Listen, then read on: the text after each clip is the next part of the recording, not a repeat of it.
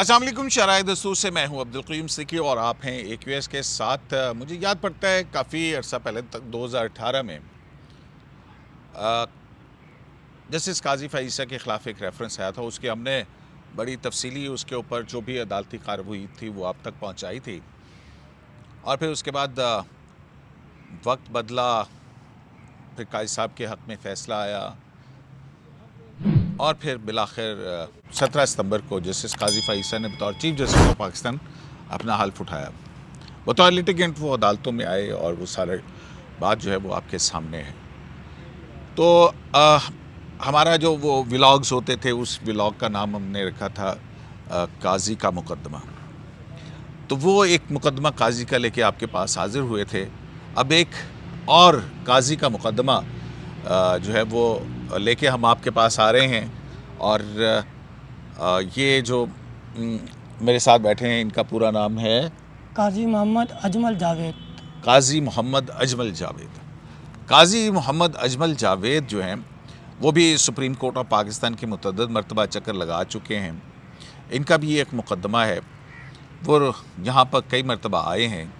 उन्होंने साइलिन के दरवाज़े से आते हुए यहाँ पे खड़े होते हैं, कभी इस तराजू की तरफ देखते हैं, कभी इस सफ़ेद संगे मरमर की दियो हैकल जो इमारत है उसकी तरफ देखते हैं।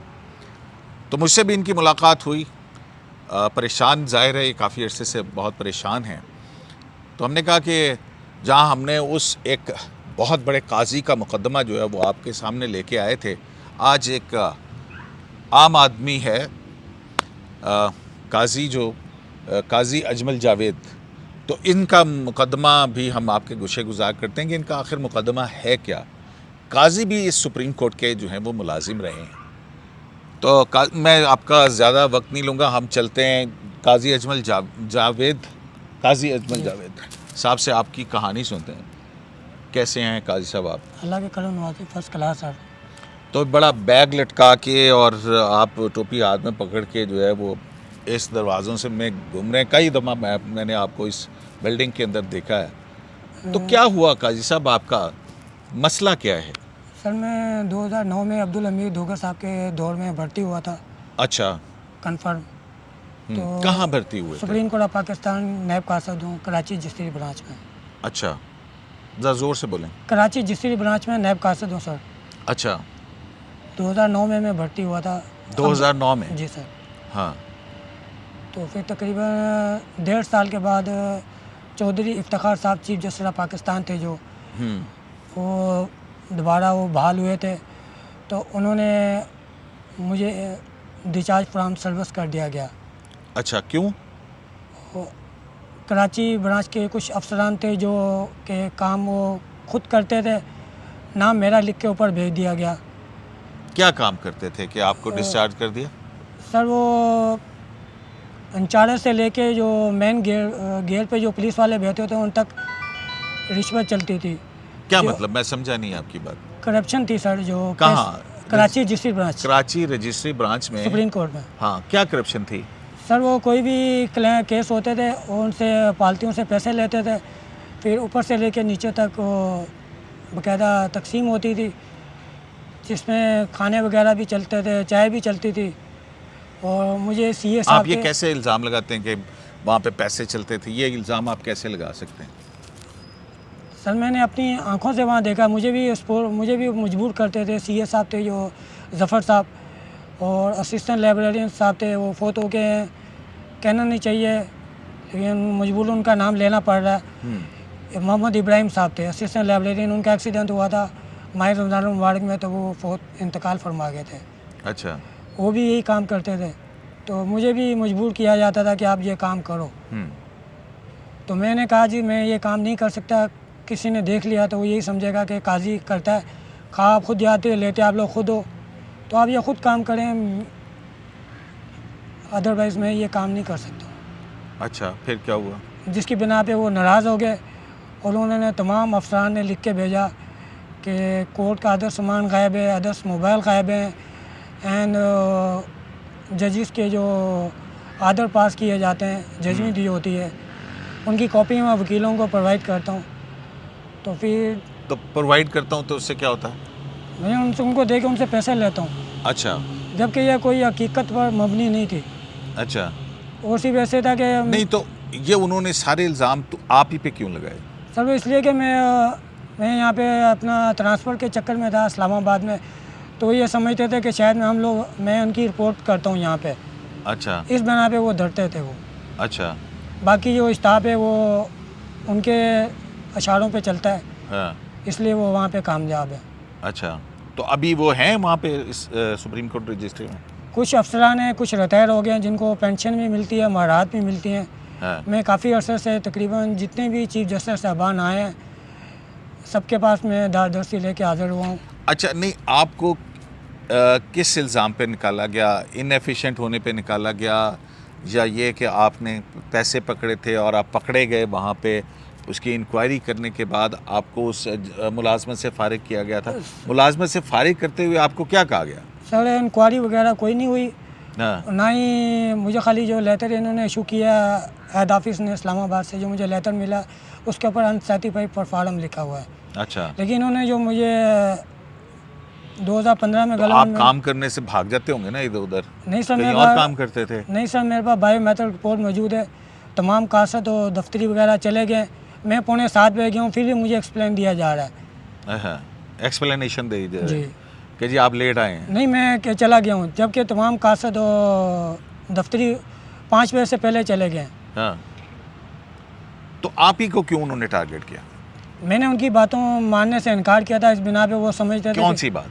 वही जो करप्शन वगैरह करते थे। हाँ क्या कहते थे कि लोगों से पैसे पकड़ो हमारी जहाँ तरफ से? पैसे लें और फिर आके कभी चाय मंगवाते थे। एक दफ़ा इतफाक से मुझसे ये गलती से ये काम हो गया था, फिर मुझसे क्या चाय काम? क्या गलती से क्या काम हुआ? वो पैसे लिए थे, जो वहाँ पे पालती थी उनके फेवर में फ़ैसला हुआ था, हाँ तो उनसे पैसे लिए गए थे, तो उनसे फिर वो इन्होंने बिरयानी वगैरह चाय मंगवाई थी। पैसे क्या मतलब? एक बंदे के हक के अंदर अदालत से फैसला हो गया, वो बाहर निकला, उसने आपने कह दिया कि जी आपका मुकदमा हुआ है तो कुछ बख्शिश या कुछ भी जो जी। है वो खुशी से दे सकते हैं, तो उन्होंने वो आपको पैसे दिए? जी, तो सीए साहब ने और इब्राहिम साहब ने उसकी बिरयानी वगैरह मंगवाई हाँ। और चाय मंगवाई। कितने जो पैसे थे वो? आई होप के 5000 थे। अच्छा 5,000 रुपये दिए आई थे। होप। अच्छा, पार्टी ने मुकदमा जीतने के बाद नायब कासिद को निकलते हुए 5,000 दे दिए, तो आपने ले लिए? सर मुझे पता नहीं था, फर्स्ट टाइम था। अच्छा तो जब मैंने घर पे जाके वालदा से जिक्र किया, अल्लाह ताला उनकी मग़फ़िरत में आए, तो उन्होंने कहा कि बेटा आज के बाद ये काम नहीं करना। तो मैंने उनकी बातें मानने से इनकार किया, जिसकी बिना पे वो समझते थे, वो गलतफहमी का शिकार थे कि मैं हेड ऑफिस में उनकी रिपोर्ट करूँगा या रिपोर्ट करता हूँ। अच्छा मैं तो वहाँ से अपना ट्रांसफ़र के चक्कर में था कि मेरा इस ब्रांच से कहीं और ट्रांसफ़र किया जाए, जिसकी मैंने बाकायदा। तो मतलब उस 5,000 से बिरयानी और चाय मंगा के खाया के पी के, और फिर उन्होंने कहा कि यार ये हमारी शिकायतें लगाता है, लिहाजा इसको तो जी। यहाँ से फारिग करो। हाँ, उन्होंने मुख्तलिफ एलिगेशन वगैरह लगाई, क्या? जिसमें वकीलों को आदर की कॉपियाँ प्रोवाइड देता हूँ मैं, कोर्ट का आदर सामान गायब है, मोबाइल गायब है, जबकि सर मैं यहाँ पे तकरीबन 4-5 स्टाफ हैं, उनके साथ मैं 2-2, 3-3 साल में रहा हूँ, आज तक कभी मैंने कोई ऐसा काम नहीं किया। अच्छा फिर आपको निकाल दिया? कब निकाल दिया? गलबन फर्स्ट टाइम निकला था 2010 में। हाँ फिर आपने क्या किया? फिर मैंने जद्दोजहद करता रहा, फिर जस्टिस अमीर रानी मुस्लिम साहब और तसद्दुक़ हुसैन जिलानी साहब ने मुझे दोबारा बहाल किया। अच्छा वो उन्होंने आपको क्यों बहाल किया? आपने कोई कहा कि जी देखें ये मेरी इंक्वायरी करा लें, मैं नहीं हूँ, तो फिर वो जो कमेटी थी नहीं, इंक्वायरी नहीं हुई सर, तो अमीर रानी मुस्लिम साहब ने मुझसे एक सवाल किया था। हाँ कहा था कि अगर आपसे कहा जाए कि आप कुरान पाक के ऊपर हाथ रख के हल्फ दें तो आप देंगे? मैंने कहा सर मैं दूंगा, उन अफसरान से भी बुलाया जाए, उनसे भी लिया जाए। ठीक। तो जस्टिस अमीर रानी मुस्लिम साहब ने फरमाया था कि आपकी जगह पे मैं होता तो मैं ये काम नहीं करता। हाँ मैंने कहा सर मैं इस सूरत में करूँगा कि अगर खुदा न खास्ता मैं झूठ बोलूँ या गलत बयानी करूँ तो अल्लाह का अज़ाब तो मुझ पर नाज़िल होगा। ठीक। जबकि मैं सच्चा हूँ, तो मैं यहाँ पे भी कुरान उठाने को तैयार हूँ, मस्जिद में भी उठाने को तैयार हूँ, उनसे भी उठवाया जाए। ठीक। तो उन्होंने मुझे बहाल किया था, कहा था कि इनके ऊपर जो एलिगेशन लगी हैं वो सर्विस ख़त्म करने के लिए नाकाफ़ी हैं, बॉक्स हैं, लिहाजा इसको दोबारा बहाल किया जाए। अच्छा फिर क्या हुआ? फिर मैंने कराची ब्रांच में चला गया, फिर वो खाला लतीफ़ साहब AR बन गए, पहले सुपरिटेंडेंट थे, बाद में AR बन गए। फिर वो मुझे मजबूर करते रहे कि मैं उनको लिख के दूं कि जो भी काम किए मैंने किए हैं, मैं अपने पास रिपोर्ट रखूँगा, फिर आपकी रिपोर्ट सही भेजूँगा। तो मैंने वहाँ पे एक असिस्टेंट एडवोकेट जनरल साहब है हबीब अहमद साहब, मैंने उनसे मशवरा किया तो उन्होंने कहा कि आप लिख के देंगे कि भाई चोरी मैंने की है या करप्शन मैंने की है या फ़लाना काम मैंने किया है तो आपको तो जेल का सदी हो जाएगी, आप ये लिख के नहीं देना। वैसे ही अगर कोई आपसे गलती हो तो आप माजरत कर लें। तो फिर उनसे मैंने कहा कि सर अगर मुझसे कोई गलती हुई तो मुझे माफ़ कर दें, लेकिन मैं ये लिख के नहीं दे सकता। तो उसके बाद उन्होंने फिर मुझे मेरे ख़िलाफ़ रिपोर्ट भेज दी और अबादुल हक साहब ने उसके बाद जब मैं डिस्चार्ज हो गया तो मुझे फ़ोन किया, मैंने उनका फ़ोन रिकॉर्डिंग पे लगा। अबादुल हक कौन? अबादुल हक असिस्टेंट प्रोटोकॉल ऑफिसर हैं। कहाँ? कराची जिस्त्री ब्रांच में। अच्छा। वो गलबन किसी जस्टिस के दामाद भी हैं। अच्छा। तो उन्होंने मुझे फ़ोन किया तो मैंने फ़ोन तो रिकॉर्डिंग पता है में कौन से जज साहब के दामाद हैं? सर मुझे नाम कंफर्म नहीं है। अच्छा। तो उन्होंने मुझे फ़ोन किया तो मैंने फ़ोन रिकॉर्डिंग पे लगा दिया। तो उसमें वो कहता था कि आपको कहा था कि आप करके दो, आपने ये नहीं करके दिया, लिख के नहीं दिया, लिहाजा AR खालिद लतीफ़ साहब आपसे चिढ़ गया और चिढ़ के उसने रिपोर्ट दी। जब ज़्यादा होशियारियाँ की जाएँ तो फिर ऐसे ही होता है। अच्छा। तो मेरी चीफ जस्टिस ऑफ पाकिस्तान से एक पुरज़ोर अपील है कि मैं नहीं, अच्छा वो हो गया, वो तो ठीक है, चीफ जस्टिस से जो भी आपकी अपील है वो ठीक है, लेकिन फिर जब ये सारा कुछ हो गया कोई आपका मुकदमा भी यहाँ लगा था? सुना है? अगर जी मुकदमा मेरा, मैंने तकरीबन कई दफ़ा मुकदमा मेरा लगा है और लास्ट कहाँ? टाइम ये supreme court of Pakistan Islamabad में। अच्छा, आपने अपनी वो जो था ऑर्डर उसके खिलाफ जो है सुप्रीम कोर्ट में अपील की जी सर। और वो अपील फिर आपकी लगी, जी सर। उस पर क्या फ़ैसला हुआ? CM अपील में जस्टिस अमीर रानी मुस्लिम साहब ने मैंने जैसे फरमाया कि उन्होंने मेरे हक़ में फ़ैसला दिया था। ठीक। 136 CM अपील गलबन 2012 है, अच्छा। जिसकी जजमेंट मेरे पास मौजूद है सर। अच्छा, फिर आपका मुकदमा यहाँ सुप्रीम कोर्ट में भी लगा था उमर अता बंदयाल साहब के दौर के अंदर? उमर अता बंदयाल साहब के दौर में जो लगा था, कल केस लगा हुआ और शाम को मुझे इतला दी जा रही है तो मैं गलबन 16 घंटे में कराची से हाज़िर नहीं हो सकता था। अच्छा, मतलब क्या हुआ कि जिस दिन आपका मुकदमा उस अपील वगैरह जो भी थी आपकी CP थी सर। वो CP थी, वो यहाँ पे फिक्स हुई, जी सर। तो बंदयाल साहब के दौर के अंदर शाम को आपको ये नोटिस वहाँ मिला नहीं, कि फ़ोन आया अगले सर। दिन सुबह 9 बजे प्रोसीडिंग है? नोटिस नहीं सर, मुझे फ़ोन रिसीव हुआ। अच्छा। मेरे नंबर पर कॉल की गई जो इस्लामाबाद हेड ऑफिस से सुप्रीम कोर्ट से थी और लास्ट टाइम फिर आखिर में कराची ब्रांच से की गई अच्छा। कि आपका सुबह केस लगा हुआ है chief justice of Pakistan Umar Ata Bandial साहब की बेंच में। हाँ। तो गलबन 16-17 घंटे बनते थे तो मैं वहाँ से कराची से हाज़िर नहीं हो सका। क्यों आप नहीं आ सके? सर मैं बेरोज़गार था और मेरे पास इतने वसाइल नहीं थे कि मैं जहाज़ का टिकट कटाऊँ या जहाज़ रेल का में? टिकट कराऊँ। रेल का टिकट तो 16 घंटे में तो रेल नहीं पहुँचाती सर। हाँ। आईओ वो 25 या 26 घंटे लगाती है सर कराची से पिंडी के। अच्छा, फिर क्या हुआ, आप पहुँच नहीं सके? तो सर वो नॉन प्रोसिक्यूटर में डिसमिस हो गया। हाँ। फिर मैंने उसकी CM दाखिल की, जो मुझे पता नहीं चला। मैंने अर्जेंट हेयरिंग की एप्लीकेशन दी अगस्त के लिए कि मेरा आफ्टर अगस्त के बाद लगाया जाए। तो मैं अगस्त के बाद हाज़िर हुआ तो मुझे पता चला कि वो तो ना अपीयर होने में डिसमिस हो गई है। तो जिसकी मैंने CM दाखिल की तो इन्होंने कहा कि भाई आपने तो टाइम बार्ड हो गया। मैंने कहा सर मैंने वहाँ से फैक्स भेजे थे, ईमेल भी की थी, तो इन्होंने मेरा केस डिस्पोज कर दिया गया। जिसके बाद मैंने रिव्यू दाखिल किया तो रिव्यू में कोर्ट फीस मेरे पास अवेलेबल नहीं थी 10,000 रुपया। उन्होंने मुझे वो ऑब्जेक्शन लगाकर ऑफिस वालों ने मुझे वापसी किया तो मैंने उसकी अभी CM दाखिल की हुई जो 104 गलबन 2023 CM में अपील है, वो भी मेरी पेंडिंग है और एक एप्लीकेशन मेरी पेंडिंग है।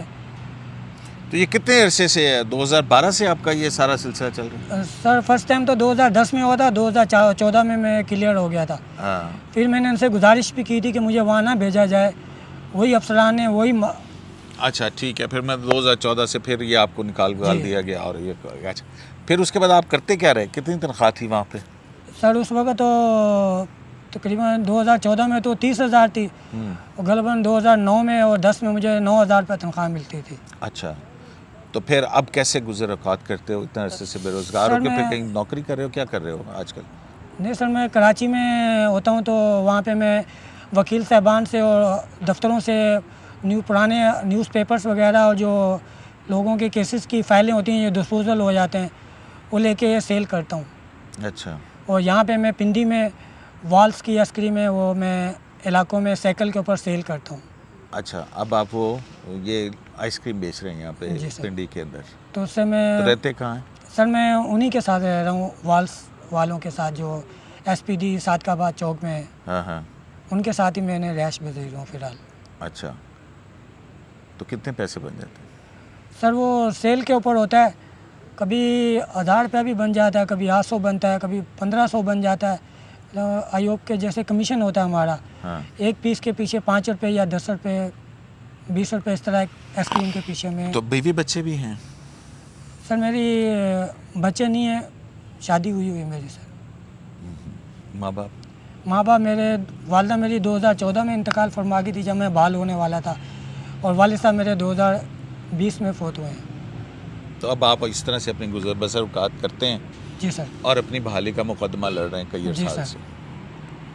और अगर आप छुट्टी कर लें, क्योंकि अभी मैंने आपसे बात की हो रही थी तो आपने कहा कि वो अगर मैंने छुट्टी कर ली तो फिर मुझे रात को सोने के लिए जगह भी नहीं मिलेगी वहाँ पे। जी सर, जाहिर सी बात है जब मैं उनका साथ काम नहीं करूँगा तो वो मुझे फिर आपको रैश सोने की नहीं जगह भी नहीं दी देते। रैश नहीं दी जाएगी। उससे पहले मैं काफ़ी अर्सा यहाँ पे पिंडी में ख्वार हुआ हूँ, जैसे बेनज़ीर अस्पताल हो गया, रेलवे स्टेशन हो गया रावलपिंडी। तो बाद से मुझे पुलिस वाले साहबान जो हैं वो परेशान भी करते थे, क्योंकि मेरा NSC भी कराची का है। तो मुझे तो बस बड़ी परेशानी होती तो है। अब आपकी उम्मीद है कि ये आपका मुकदमा फिर सुप्रीम कोर्ट में लग जाए कहीं? और सुप्रीम कोर्ट में मेरा केस लग जाए, और मुझे उम्मीद है कि सुप्रीम कोर्ट ऑफ पाकिस्तान मेरे साथ इंसाफ करे, मुझे बहाल करे, मैं बेकसूर हूँ। चलें, बहुत शुक्रिया आपका। तो जनाब काजी अजमल जावेद जो हैं वो इंसाफ की तलाश में इस सुप्रीम कोर्ट में आते हैं। तो ये काजी अजमल जावेद की कहानी है कि इनके साथ क्या हुआ, किस तरह से इनको जॉब से निकाल दिया गया। ये भी एक क्लासिक है कि इनका मुकदमा वहाँ लगा हुआ था, एक बेरोज़ा अगर आदमी हो और उसको सुबह अदालत जो है वो यहाँ पे बुला ले और उसके पास पैसे ना हो और फिर वो नॉन प्रोसिक्यूशन पे बग़ैर सुने हुए उसका मुकदमा ख़त्म कर दिया जाए। तो जनाब ये इंसाफ के इदारे की अंदर एक और सुप्रीम कोर्ट के काजी अजमल जावेद की कहानी आपके सामने है। काजी की इस कहानी, इस मुकदमे से अब्दुल क़य्यूम सिद्दीकी को इजाज़त दीजिए। अल्लाह।